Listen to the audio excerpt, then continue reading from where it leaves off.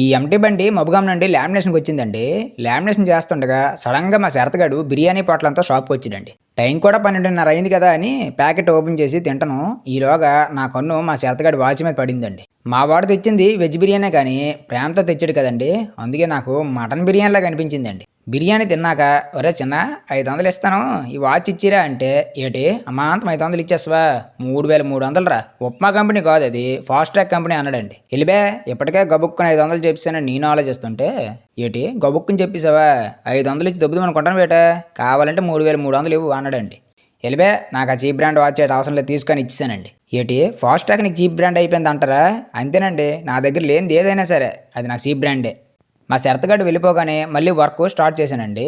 ఈ మధ్యన ఈ లామినేషన్ పనులు అయితే కొద్దిగా తగ్గించానండి, ఎందుకంటే నార్మల్ స్టిక్కరింగ్ పనులు, సీట్ కవర్ పనులు ఎక్కడొక్కడ అయిపోతున్నాయి అనేసి. ఈ బ్రదర్కి అయితే నా వర్క్ బాగానే అనిపించిందంట.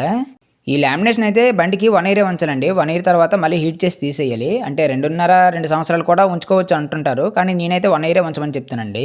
అంటే ఎక్కువ సంవత్సరాలు ఉంచితే మళ్ళీ తీసేటప్పుడు పెయింట్ ఊడిపోయే అవకాశం లైట్గా ఉందండి, అందుకే నేనైతే 1 ఇయరే ఉంచమంటున్నాను. ఈ లామినేషన్ ఎవరైనా చేయించుకోవాలంటే వాట్సాప్లో మెసేజ్ చేయండి. ఓకే అండి, థ్యాంక్ యూ సో మచ్ అందరికీ.